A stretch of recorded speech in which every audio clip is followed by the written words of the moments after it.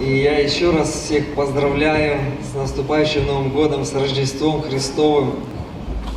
И у нас будет все хорошо, у тебя будет все хорошо.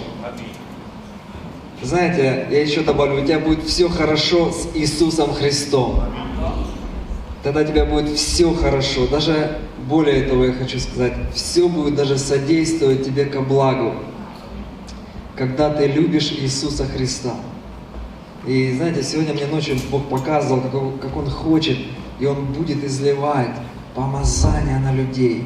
Он будет освобождать пленных, Он будет освобождать от всяких волков, от всяких бесов, от всякой тьмы. Все старое должно остаться в старом году, чтобы ты вошел в Новый год благословенным, помазанным Божьим человеком. В прорыве. Аминь. По секрету я вам скажу. Твой прорыв – это Иисус. Иисус наш прорыв! Аллилуйя! Давайте Иисусу воздадим сильную славу! Аллилуйя! Дорогие, давайте мы откроем Слово Божье. Марка, 5 глава. Я хочу вам показать, насколько важно, насколько важно освобождение. Насколько важно быть свободным человеком. Это настолько важно, что вы сейчас это увидите. И ты должен понимать, что любая несвобода, бесы сделают все. У них есть цель от сатаны. Эту цель вы все знаете.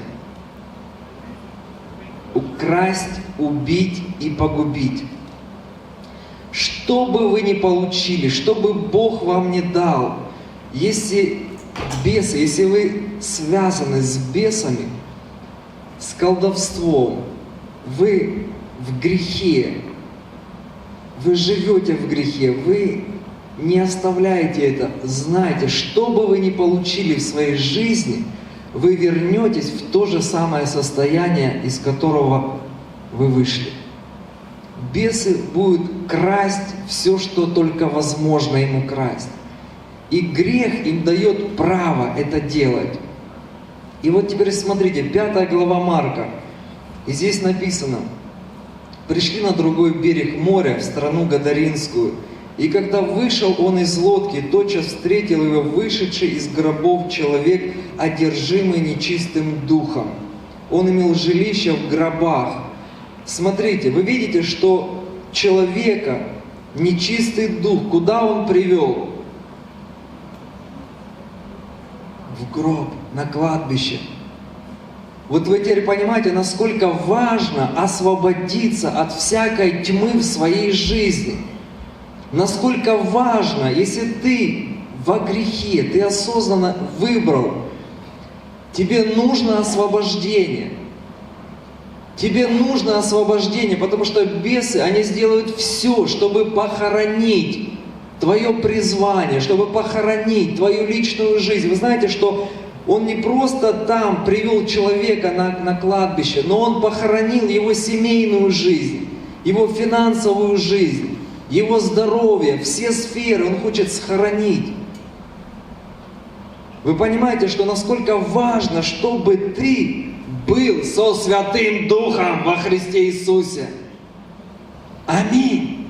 И вот смотрите, дальше мы видим, что и никто не мог его связать даже цепями, потому что многократно был он скован оковами и цепями, но разрывал цепи и разбивал оковы.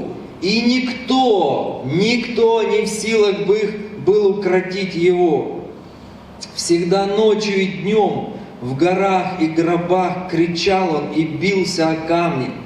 Увидел же Иисуса издалека, прибежал и поклонился. Дорогие, все должны склониться перед именем Иисуса. Небесные, земные, преисподние, все должны склониться перед Иисусом Христом. И вот теперь смотрите. И вскричал громким голосом, сказал: «Что тебе до меня, Иисус, Сын Бога Всевышнего? заклинаю тебя Богом, не мучь меня. Ибо Иисус сказал ему: выйди, дух нечистый, из сего человека. Вы видите, что бесы, смотрите, что они говорят, этот легион, что они говорили: Иисус, не мучь меня. Знаете, что Иисус, Он начал это делать только тогда, когда сошел на Него Дух Святой. А Дух Святой – это Дух, Он приносит огонь, помазание, силу. И этот огонь, они не могут, бесы, терпеть этот огонь. Огонь Святого Духа. И вы теперь понимаете, чтобы, когда тебя Бог освободит, это время благодати. Пророк всегда говорит, после освобождения есть время благодати, чтобы сделать Слово Божье стандартом своей жизни. Это место, оно не должно быть пустое в твоем сердце. Его место должен занять Иисус в силе Святого Духа. Ты должен быть в огне Святого Духа, тогда бесы тебя будут обходить стороною. Аминь. И, дорогие, мы должны понимать, что все Евангелие, если вы посмотрите, Иисус, мы знаем, Иисус и Слово – это одно. Аминь? И вот смотрите, Иисус выходит на служение после крещения, Дух Святой на Него сходит в виде голубя. И после этого Он начинает проповедовать, начинает исцелять, освобождать. И вот смотрите, можно так сказать, что все это Слово Божье – это движение Иисуса и Духа Святого. Или же Слова и Духа. Это движение Слова и Духа. Иисус встречается с прокаженным. Слово и Дух влияет так, что прокаженный очищается. У кого была иссохшая рука, Слово и Дух встречаются, рука исцеляется. Бесы, Слово и Дух встречаются, и бесы уходят. И вы знаете, в каждом, если вы будете смотреть, в каждом событии, на самом деле человек получал прорыв. Прокаженный, когда очищался, это его был прорыв. Иисус принес ему прорыв. Потому что прокаженный, он не мог работать, он не мог вести социальную жизнь. Он был отделенный. Иисус приносит всем прорыв. И теперь мы должны понимать, Иисус в силе Святого Духа, как нам так сделать, чтобы я в новом году, ты в новом году был благословенным человеком. Мне нужно ходить в Слове и в Духе. Мне нужно, чтобы соединилось в моей жизни Слово Божье и Дух Божий. Пророк, он однажды сказал, что Бог будет удерживать чудеса и знамения от церквей, пока не соединится Слово и Дух. Как тебе это сделать? Давайте мы откроем 1 Фессалоникийцам 5:17.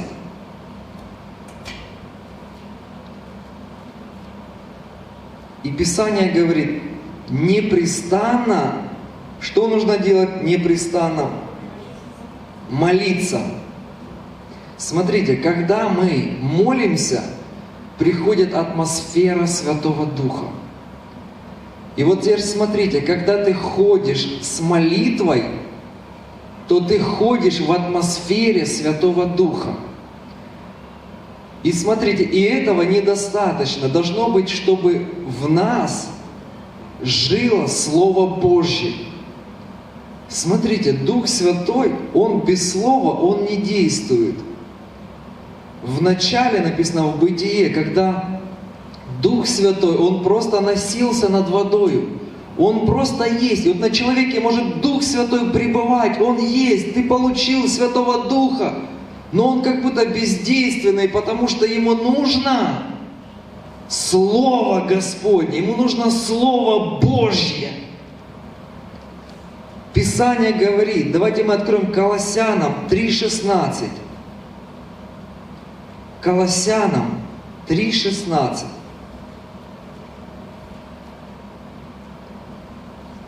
Написано: Слово Христово да вселяется в вас обильно.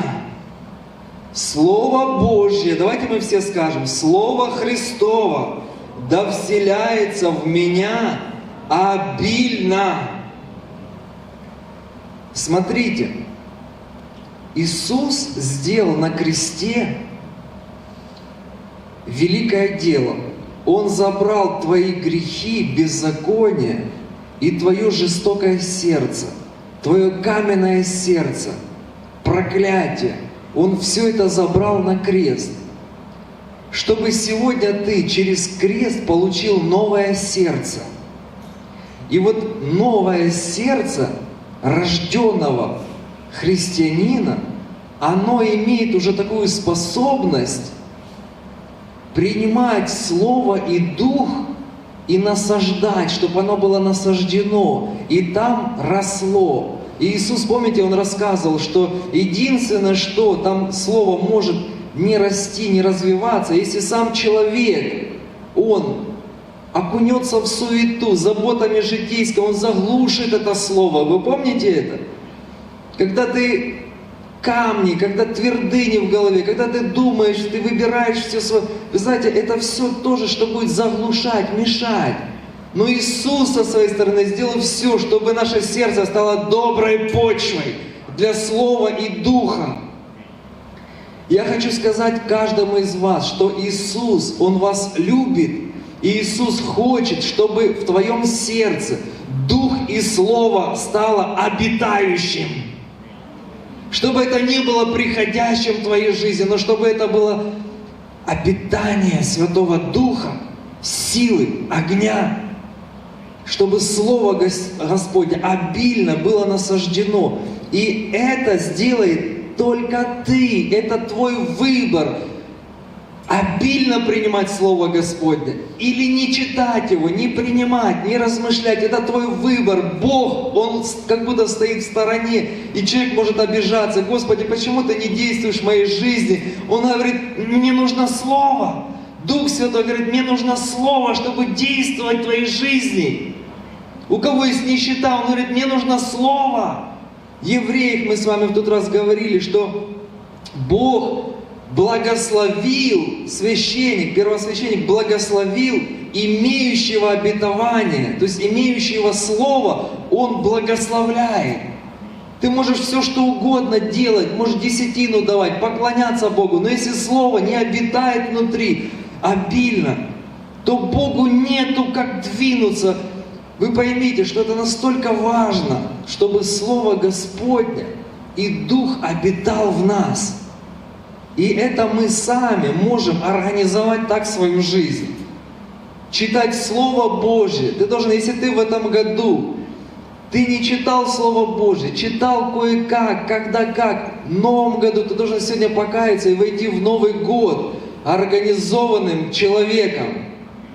Читать Слово Божье каждый день, чтобы оно входило обильно. Аминь. Молиться каждый день, непрестанно. Ты скажешь на это аминь? А теперь смотрите, я хочу вам показать, как не нужно молиться. Или как вот неэффективная молитва. Вот чтобы, как бы ты ни молился, ну вот не будет эффекта и все. Хотите научиться неэффективно молиться? Я вам показываю. Смотрите. Иисус сказал такие слова. Это 7 глава Марка. И Он говорит, хорошо пророчествовал о вас в лицемерах Исаия, как написано, люди сии чтут меня устами, сердце же их далеко отстоит от меня, но тщетно чтут меня, уча учением, заповедям человеческим. Смотрите, Иисус здесь сказал, что можно Иисуса почитать, можно Ему поклоняться, можно молиться устами. И вы знаете, вот можешь запомнить, религиозная молитва устами – это бесполезная молитва. это молитва, которая не имеет силы. Это молитва, которая не имеет жизни. Молитва, которая приносит жизнь, мы сегодня с вами узнали. Это Слово и Дух в твоем сердце, и высвобождена через твои уста именно из сердца. То, что исходит из сердца, то, что касается сердца. Вот именно эта молитва, она приносит жизнь. Просто устами, если ты будешь молиться, просто, тебе надо молиться. Пастор сказал, мне надо молиться каждый день. И ты помолился 5 минут, и, знаете, вот просто, что ты помолился, что не помолился, дорогие, перестаньте так молиться. Ты должен молиться так, чтобы это касалось сердца. Так же само, вот я хочу сказать, Слово Божье. Все читают Слово Божье.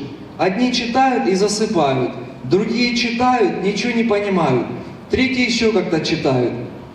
Один человек вообще, я слышал в другой церкви, он рецепт такой от христианина, говорит, одна женщина говорит, я не могу уснуть, по ночам у меня бессонница. Говорит, я тебе даю рецепт, открываешь Библию и засыпаешь, вот будешь спать просто вообще, вот сразу. Я думаю, и вот человек так живет, он читает и он спит, понимаете, он читает, чтобы уснуть. Но знаете, я вам хочу показать, что молиться, что читать Библию, вот чтобы ты реально знал, что ты почитал Библию, или ты реально знал, вот я сегодня помолился. Хотите, я вам покажу, как это, чтобы вы сами знали, вот я сегодня почитал Библию, и я сегодня помолился. Давайте мы откроем Луки, 24 глава. И здесь описано, когда Иисус разговаривает с учениками, которые не узнали Иисуса после воскресения. И здесь смотрите, что говорится. Они сказали друг другу, даже 27 стих давайте прочтем. Иисус, начав от Моисея из всех пророков, изъяснял им сказанное о Нем во всем Писании. Смотрите, когда Иисус говорит о Писании, то есть когда они были, можно так сказать, читали Слово Божье, то смотрите, что с ними происходило.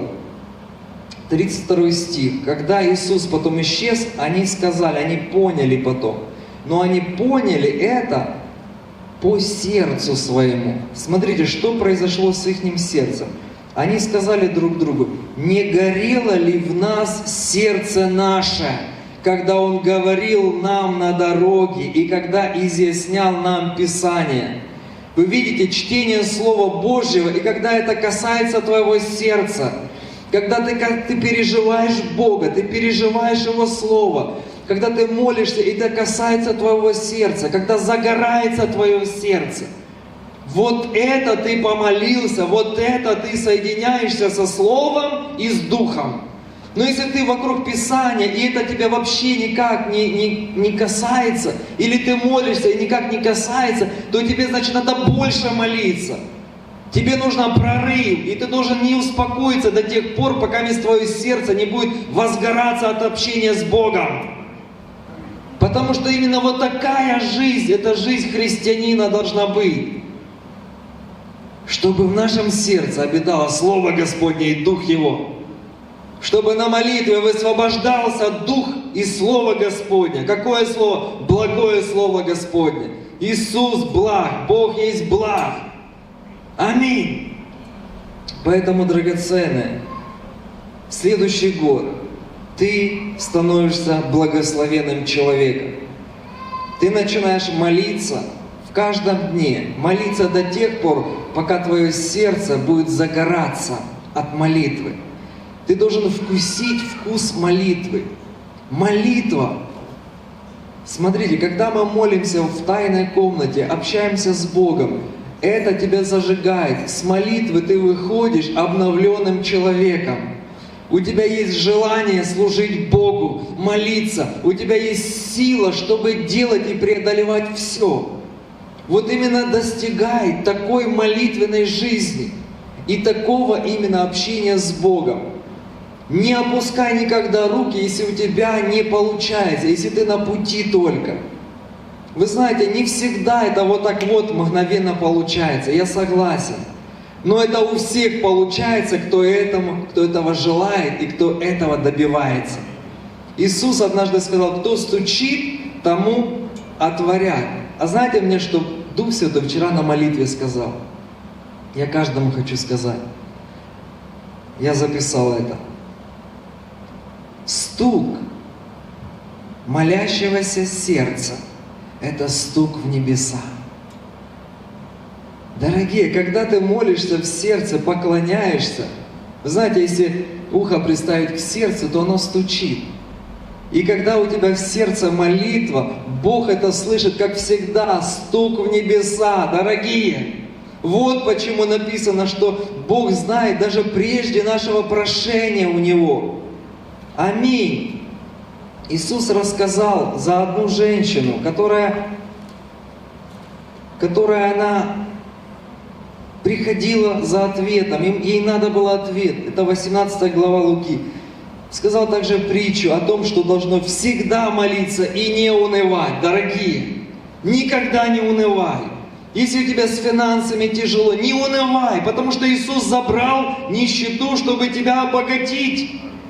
Иисус, смотрите, когда нужны были финансы, Иисус говорит Петру: возьми удочку, пойди на море, там поймаешь рыбку, и там будет финансы.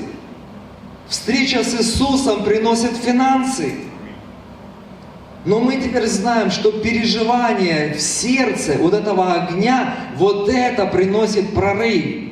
Если ты будешь то же самое делать, но не будешь добиваться вот этого огня в молитве и в слове, чтобы тебя Бог касался и переворачивал твое сердце, это бесполезная христианская жизнь, я вот так вам скажу. Кому нужна теплая жизнь? Никому, даже Богу не надо. Говорит, теплого извергну он. Ты должен быть горячим во Христе Иисусе. Бог дал Святого Духа, Он сегодня мне ночью показал, Он хочет изливать на тебя помазание. Аминь. Аллилуйя. И вот смотрите, женщина, она приходит, Иисус говорит о молитве. И вот то, что мне Бог сказал, что молитва в сердце, это стук в небеса. И теперь смотрите, эта женщина, она стучит. Смотрите, она, приходя к Нему, говорила: защити меня от соперника моего. То есть помоги.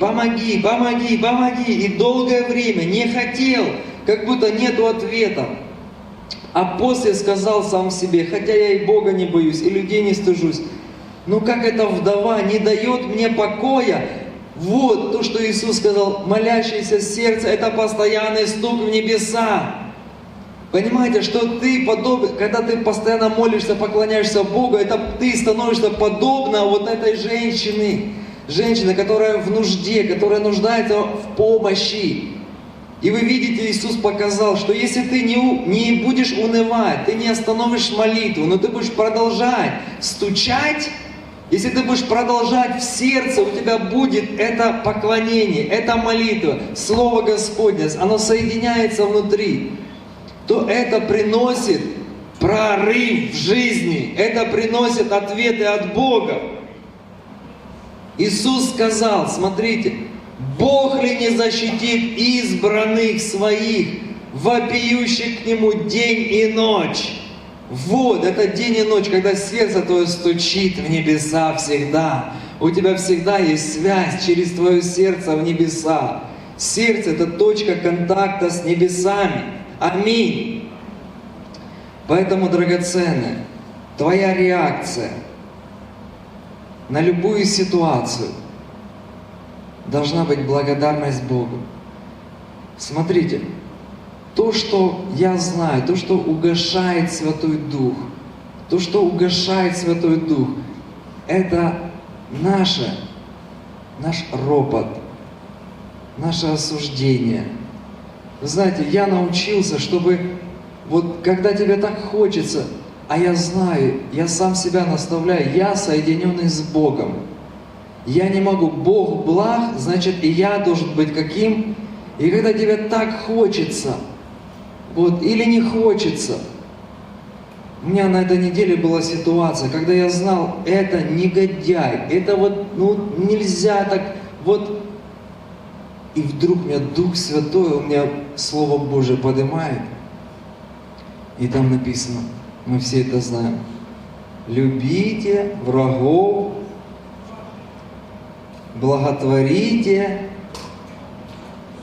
ненавидящих, молитесь за обижающих, благотворите ненавидящих. И мне Бог говорит, ты должен пойти и именно этого человека благословить, помолиться за него. И знаете, и ты покоряешься Слову Божьему. И это как раз действие по Слову. Потому что вот то все, о чем мы с вами сказали, что Слово и Дух, аллилуйя, аминь, я теперь понял. Но если это Слово, оно у тебя, ты ему не подчиняешься, то оно как будто заблокировано будет. По Слову нужно действовать. И бывает такое, что мы знаем, что надо молиться за обижающих, но когда тебя обидят, что-то молитва сразу не вырывается, да?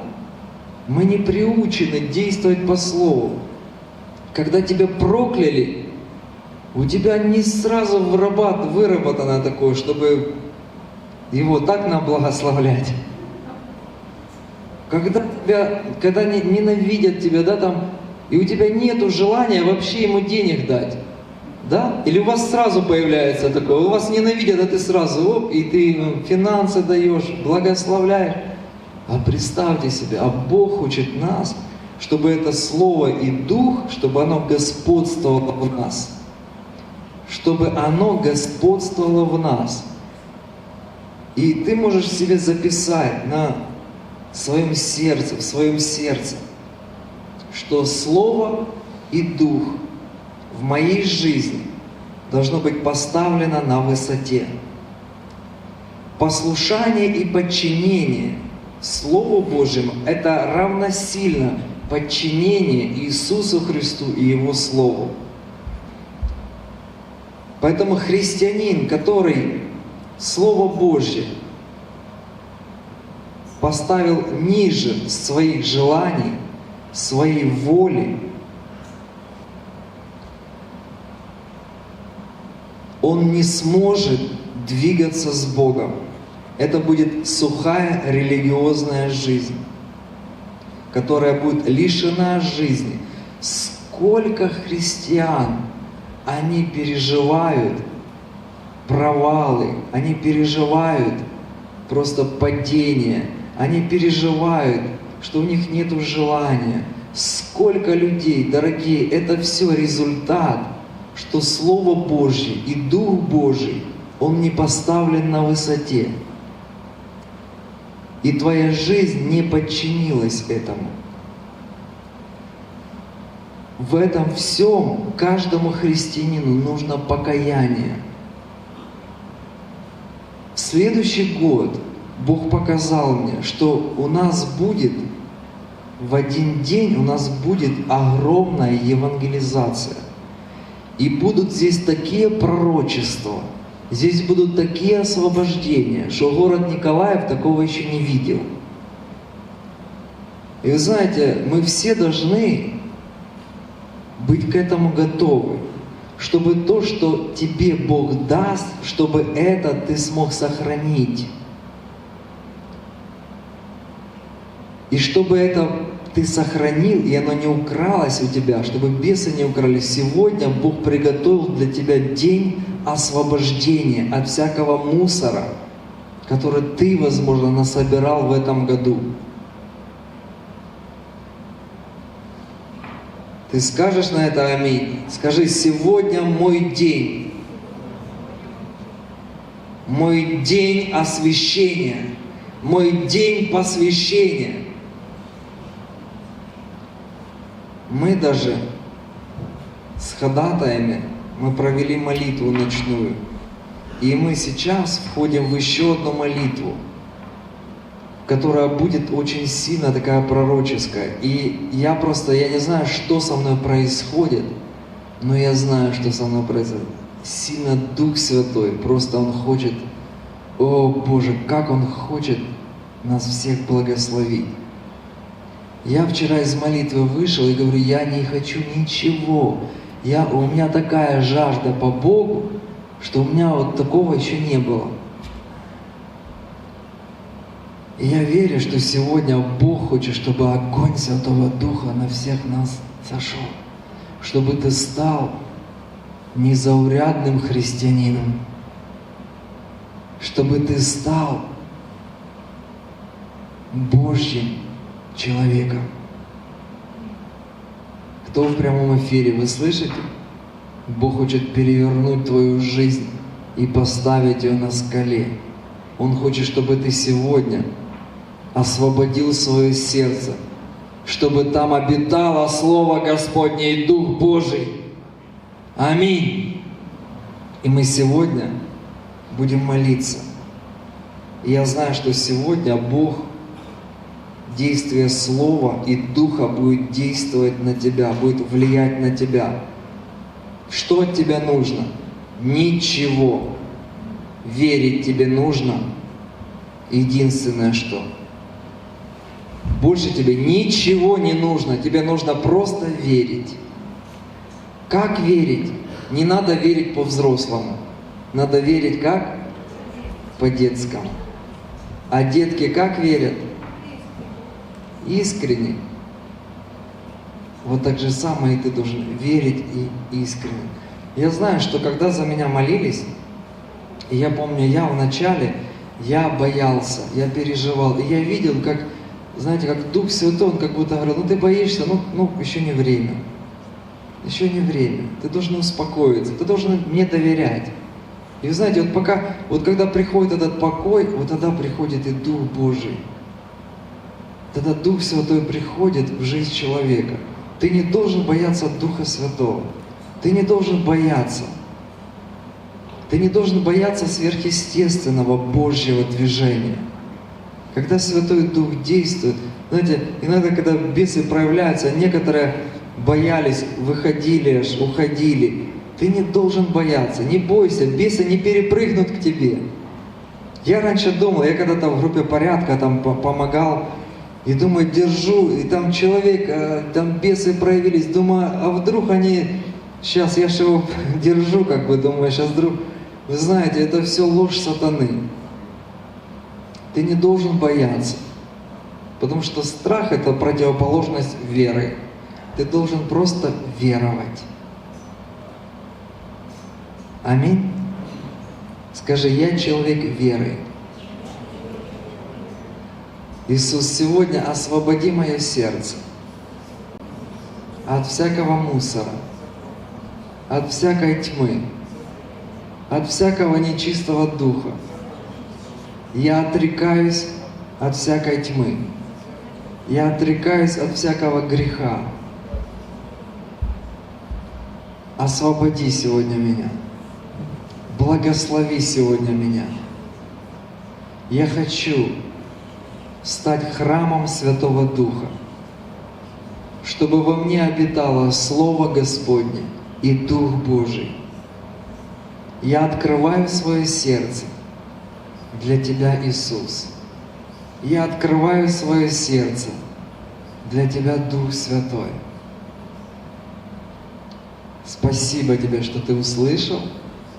Спасибо Тебе, что Ты начал действовать в моей жизни. Аллилуйя. Давайте мы сейчас встанем.